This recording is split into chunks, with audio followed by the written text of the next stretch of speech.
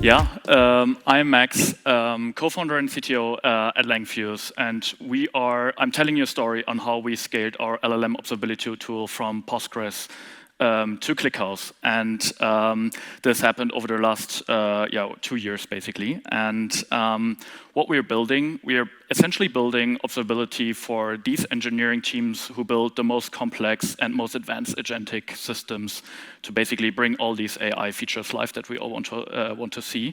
And they have special needs. They need tracing and metrics, a bit like some traditional observability, but they also need prompt management, evals, and more. And we are building all of this based on ClickHouse today. So back then, when OpenAI released ChatGPT 3.5, basically, people started building out these simple RAG type of applications. These look rather simple. People just built like some query. They sent a query to a RAG database, and the RAG database returned a bunch of documents. People then just like feeded these documents straight into the ChatGPT and generated a final answer for users. Now people realized this is not enough. Like with this, you won't get like these very high quality features out for your users. So people turned more into agentic systems and try to basically make them work. With agentic systems, you have a human that submits a task more or less to the agent, and the agent then iteratively works with the environment, with MCP servers, as we have just seen it, the MCP ClickHouse server, or like other servers like web search or other tool calls that you defined in your code. Now, this is like iterations, and like the LLM is basically planning next steps. So now these engineers need to somehow understand, is my agent taking the right tool call? Is it even inserting the right variables into the tool? Is it planning the right next step, the best next step to get to the highest quality answer? And as LLMs don't have predictable outcomes, it will always be slightly different. So now these engineers need to understand like latency, cost, and quality of these type of applications, and we are helping them with that. Tracing is at our core. Originally, we started out building this like typical trace tree that you see on the left here, that you see in any observability tool. But we also have like a graph view where you can see which turns your agent took over time of a trace. And on the right, you see basically specific rendering for these very large prompts and very large completions and more business type of metadata that our users and also product teams need to understand what happened within the agent. Also, then we try to go more on the analytical view to help users understand like a high-level overview of what happens within their applications.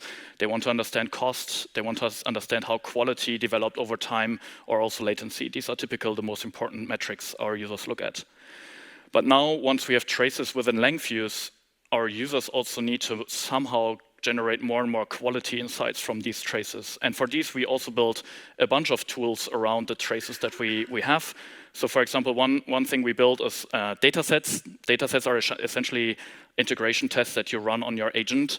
And users can basically feed datasets from production data and basically define inputs and expected outputs and run different versions of their agent against it to see how, again, quality, cost, and latency develops over time or with different versions of an agent.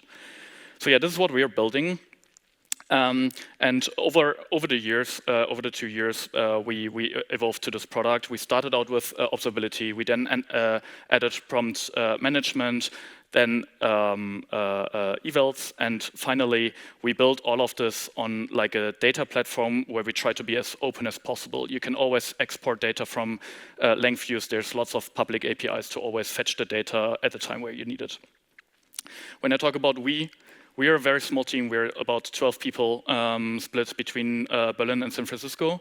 And I think we're making good progress right now. We're closing on 18,000 GitHub stars, and we have quite some NPM and package downloads. So things are looking good. But now I want to look more under the hood, like how did we develop the platform? Initially, we started out like this. We built our own Python and JavaScript SDKs to monkey patch the code of our users. And then we just deployed a single Docker container with a Postgres database.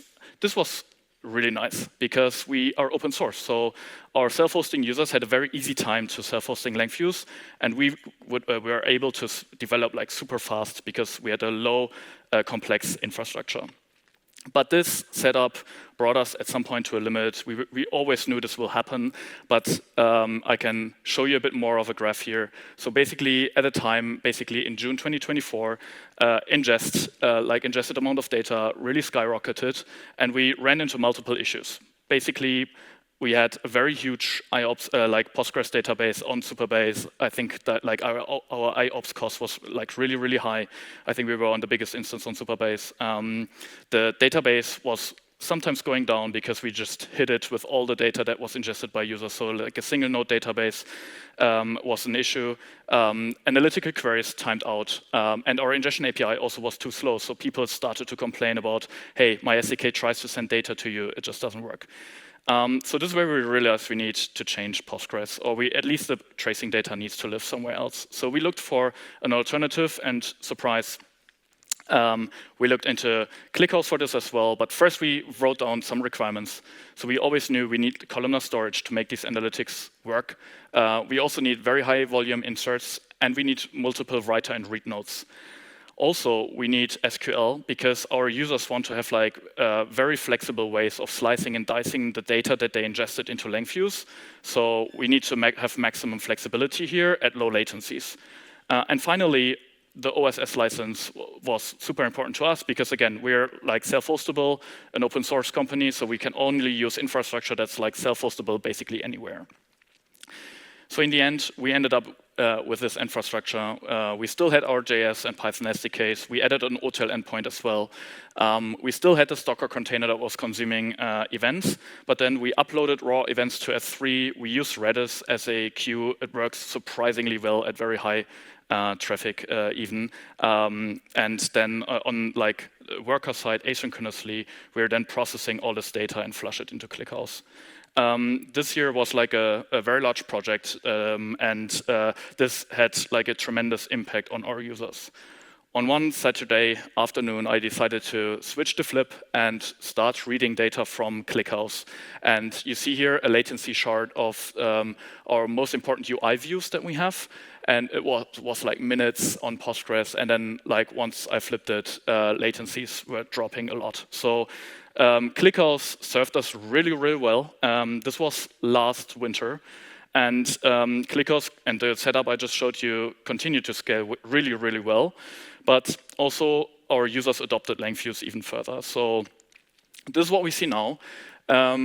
Again, amount of data ingested, and then on the red you see the point where we realized that Postgres was not enough. So what was big then is very small now.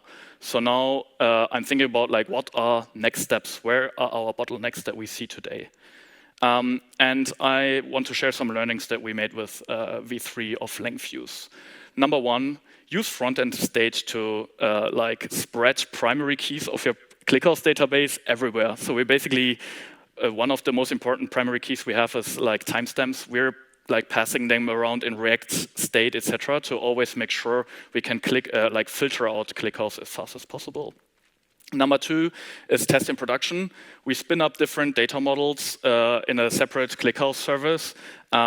Take like real-world data and just test different data models with real-world data, because we really realized like if you allow users to ingest any form of data, more or less, like they all have different type of cardinality and distributions. So what works for one user doesn't work for another one. Also, compute separation is really helpful for us. We are like protecting workloads from each other by leveraging this. So if one ClickHouse cluster is a bit under fire, the other one is still chill and can like serve the UI for our users. One of the last points is like prevent mutable data. So right now, like we realize that we are updating a lot in ClickHouse, and we use the replacing merge tree, which is great to deduplicate data whenever a merge happens. But this also means if you want to have very accurate data, you need to deduplicate whenever you read the data. So this is something that adds a performance penalty for us right now. And number two is joins. We decided to have like a trace table and a span table, and both of them are massive, and we continue to join them all over. And this also adds a bit of a performance penalty. And what we're looking in right now is basically removing this. But again, why do we even have mutable data? Why do we even update? Because in traditional observability systems, people don't update. And I brought 2 events that our SDKs may send to our server. The first one is event 1, which sends like a model and input. And the second event sends the output and cost to our servers. We built this because users, like AI APIs, take quite some time. And users wanted to immediately see which prompt was sent to the LLM, not needing to wait until the LLM completed. So this was like something our users really, really, really wanted to have. But now people care more about the whole agentic system and less about a single API call. So now we're at a point where we think we can make the entire thing immutable and send the final event once the LLM completed to our servers.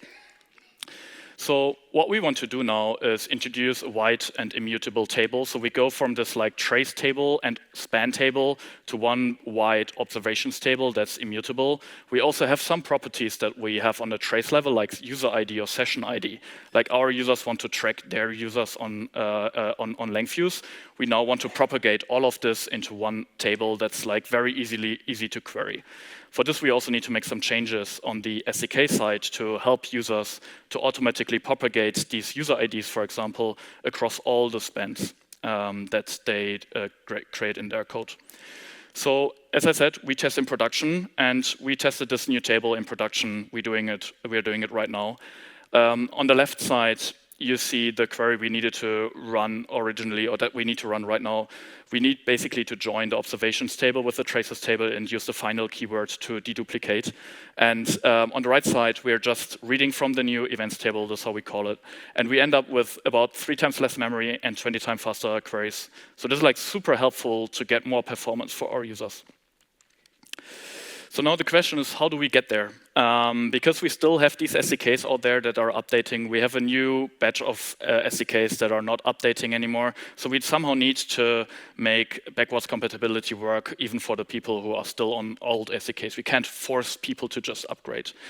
For this, we're basically running a background job that is taking data from the old tables and persisting persisting all this data into this new table, and while the new SDKs directly write into this new observations table. This is a project that we're working on right now, and we hope that this will work because this will help our users to get very low latencies across the UI and also APIs. So thank you, ClickHouse, for organizing this event. This has been super fun. We are also hiring, so if you want to join us on our next offsite, working on the problems I just mentioned, there's a handbook where we share a bit how we work, and also we have a careers page to share some of our positions. Thank you so much.